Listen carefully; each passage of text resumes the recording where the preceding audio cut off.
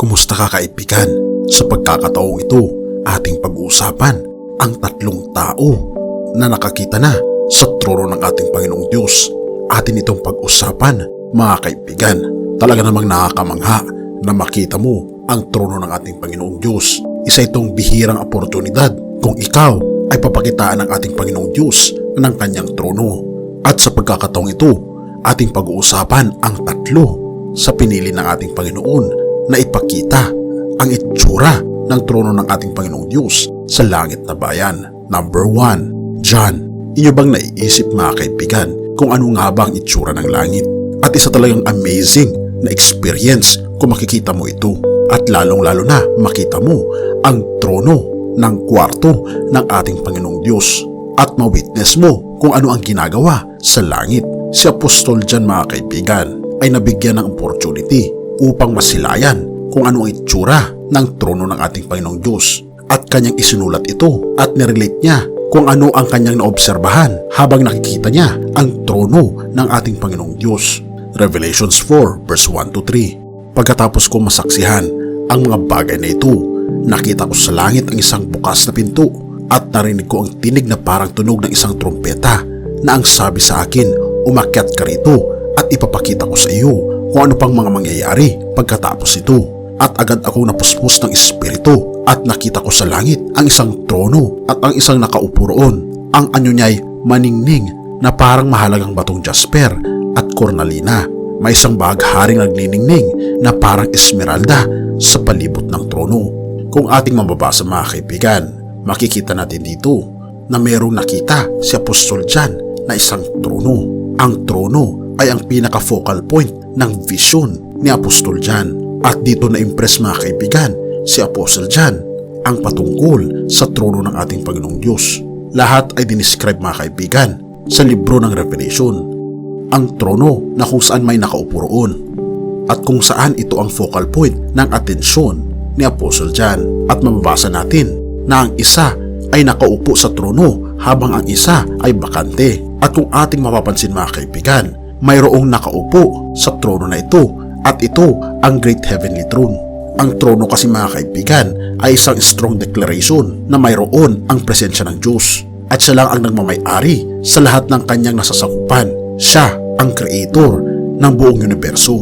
At siya rin mga kaibigan ang ating judge. Kung ating mapapansin mga kaibigan, napakaganda ng pag-e-explain ni John patungkol sa itsura ng trono ng ating Panginoong Diyos.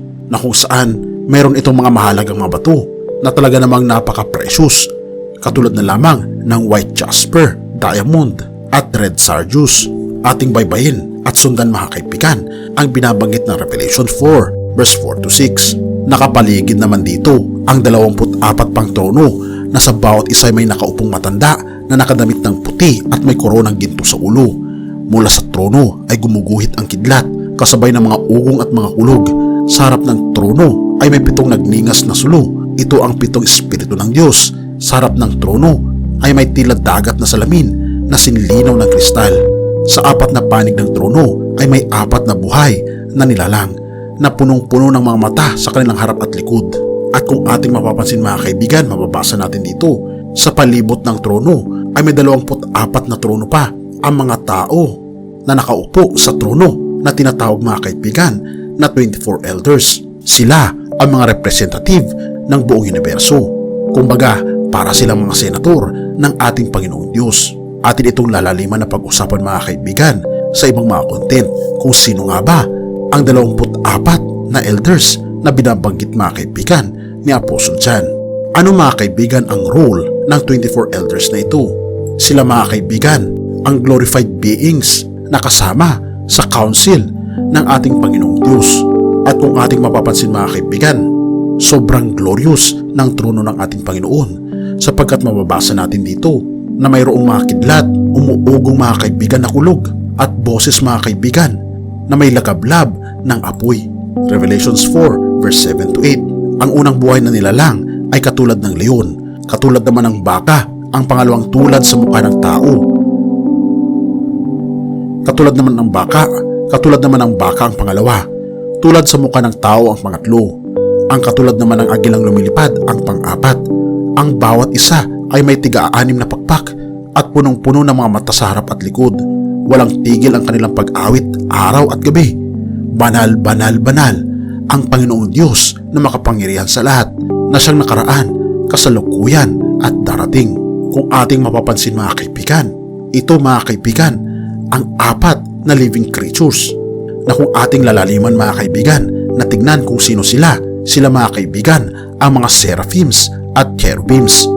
Ang mga seraphims mga kaibigan ay mataas na uri ng mga anghel na may 6 na pakpak, habang ang mga cherubims mga kaibigan ay sila ay may 4 na pakpak, at sila ay pumupuri sa ating Panginoong Diyos na nakaupo sa trono. Maging ang 24 elders ay walang sawang pumupuri sa ating Panginoong Diyos na nakaupo sa trono. Number 2, Ezekiel. Ipinakita rin mga kaibigan ng ating Panginoong Diyos kay Ezekiel kung ano ang itsura ng trono ng ating Panginoon doon sa langit na naisulat mga kaibigan sa lumang tipan. Ilang daang taon bago ipinakita ng ating Panginoong Diyos kay Apostle John. Parehas mga kaibigan ang pagkakadokumento ni Propetang Ezekiel ang itsura mga kaibigan ng senaryo sa trono ng ating Panginoong Diyos ng katulad kay Apostle John, na ang propesiya mga kaibigan ni Prophet Ezekiel patungkol sa bagay na ito ay hindi isang fairy tale o kathang isip lamang, dahil totoo mga kaibigan si Prophet Ezekiel at totoo ang kanyang mga propesiya na sa isang araw mga kaibigan ay isang remarkable vision ang ipinakita sa kanya ng ating Panginoong Diyos. Ang prophetic ministry mga kaibigan ni Prophet Ezekiel ay nagsimula noong tumayo ang Judah at humiwalay sila sa bayan ng Israel at naging independent kingdom. Ang salita ng ating Panginoong Diyos mga kaibigan ay kanyang ipinahayag sa pari at propetang si Ezekiel, na totoo mga kaibigan na hindi galing kay propetang Ezekiel ang mga salitang ito, kundi galing sa kaisipan ng ating Panginoong Diyos. At nakakamanghalang mga kaibigan dahil ang ibig sabihin mga kaibigan ng pangalang Ezekiel ay pinalakas ng Diyos, at tunay ngang siya ang nagpapalakas sa ating mga kahinaan. Ating babasahin ang Ezekiel 1 verse 4 to 10. Nang ako'y tumingala, naramdaman ko ang malakas na hanging nagmumula sa hilaga at nakita ko ang makapal na ulap na naliligid ng liwanag. Tuwing kikidlat, may isang bagay na kumikislap, parang makinang natanso. Sa sentro ng bagyong ito, may 4 na nilalang na buhay na anyong tao. Sila'y may 4 na mukha at pakpak. Tuwid ang kanilang mga binti. Ang mga paa nila'y parang paa ng guya at tila makinang natanso. Nasa ilalim ng kanilang mga pakpak ang kanilang mga kamay at parang kamay ng tao. Magkakadikit ang kanilang mga pakpak. Hindi na sila kailangang pumihit saan man nila gustong pumunta, sapagkat nakaharap sila kahit saan. Sa harap mukha silang tao, sa kanyang tagiliran mukhang leon, sa kaliwa naman ay mukha silang toro at mukhang agila sa likuran. Kung ating ipagpapatuloy pa mga kaibigan ang patungkol sa tekstong ito sa verse 11, ang tigdalawa nilang pakpak ay nakabukang pataas at magkaabot ang dulo. Ang tigdalaw naman ay nakatakip sa kanilang katawan. Hindi na nga sila kailangang pumihit saan man nila gustong pumunta, sapagkat nakaharap sila sa lahat ng tao. Sa gitna nila ay may naglalagablab na apoy na parang sulo at nagpapalipat-lipat sa 4 na nilalang na buhay. Maningning ang liwanag niyon at pinagmumulan ng kidlat. Ang 4 na nilalang ay nagparuot paritong simbilis ng kidlat. Verse 15. Nang tingnan kong muli ang 4 na nilalang, may nakita akong tig-isang gulong sa tabi nila. Ang mga ito ay kumikislap na parang tupas. Iisa ang ayos nila at parang ang isa'y nakapaloob sa isa. Ang mga ito'y hindi na kailangang ipihit saan man. Ito gustong pagulungin pagkat nakaharap kahit saan. Ang bawat gulong ay puno ng mga mata sa palibot. Paglakad ng 4 na nilalang, kasunod ang mga gulong. Kapag sila'y tumaas, tumataas din ang mga gulong. Saan man gumawi ang 4 na nilalang, ay kasunod ang 4 na gulong, pagkat ang 4 na nilalang ang nagpapagalaw sa 4 na gulong. Kaya paglakad ng 4 na nilalang, lakad din ang mga gulong. Pagtigil naman, tigil din sila. Pagtaas, taas din sila. Ano man ang gawin ng 4 na nilalang ay ginagawa ng 4 na gulong. Verse 22. Sa ulunan ng 4 na nilalang, naroon ang isang bubungang tila kristal. Sa ilalim nito'y magkakaabot na nakabuka ang tigalawang pakpak ng 4 na nilalang, at ang tigalaway nakatakip sa kanilang katawan. Nang sila'y lumipad, parang lakaslas ng malaking baha ang dinig ko sa pagaspas ng kanilang mga pakpak, parang ugong ng tinig ng Diyos na makapangyarihan. parang ragasa ng isang malaking hukbo. Nang sila'y tumigil, ibinaba nila ang kanilang mga pakpak at mula sa ibabaw ng bubungan, narinig ko ang isang malakas na tinig. Nang tumigil nga ng paglipad ang apat na nilalang, binayaan nilang nakalaylay ang kanilang mga pakpak. Sa ibabaw ng bubungan, naroon ang tila tronong yari sa safiro at may nakaupong parang isang tao. Mula sa baywang nito pataas ay may nagniningning na tila makinis na tanso. Sa ibaba naman ay may nakapalibot na apoy na nakakasilaw na ang kulay ay parang bahaghari. Ganyan ang katulad ng kalulatian ni Yahweh. Nang makita ko ito, ako'y nagpatira pa at may narinig akong tinig. Kung ating mapapansin mga kaibigan, ito ang experience ni Propetang Ezekiel patungkol sa itsura ng trono ng ating Panginoong Diyos, na kung ating ihahambing sa nakita ni Prophet John, ay totoo nga mga kaibigan na ito ay nanggaling sa presensya ng ating Panginoong Diyos na ipinakita sa kanila kung ano ang itsura ng trono ng ating Panginoong Diyos at ano ang itsura ng gloria ng ating Panginoong Diyos. Pangatlo, Prophet Isaiah. Kung ating titingnan mga kaibigan, ang libro ng Isaiah ang isa sa pinaka-recorded at kompleto na libro na naitala at naisulat mga kaibigan. Ang manuscripts na may ebidensya mga kaibigan sa Dead Sea Scrolls. Ito ang well-documented na libro ng Biblia na naisulat mga kaibigan ni Prophet Isaiah. Ipinakita rin ng ating Panginoong Diyos kung ano ang itsura ng trono ng ating Panginoon kay Prophet Isaiah. Sa huling kalahating bahagi ng period mga kaibigan ng time ng Kingdom ng Israel, si Prophet Isaiah mga kaibigan ay nakatira sa Jerusalem at nagsalita on behalf mga kaibigan ng ating Panginoong Diyos. Ipinakita ng ating Panginoong Diyos ang kanyang mensahe ng mga warnings sa lugar ng Israel at ganun din sa leaders ng Huda.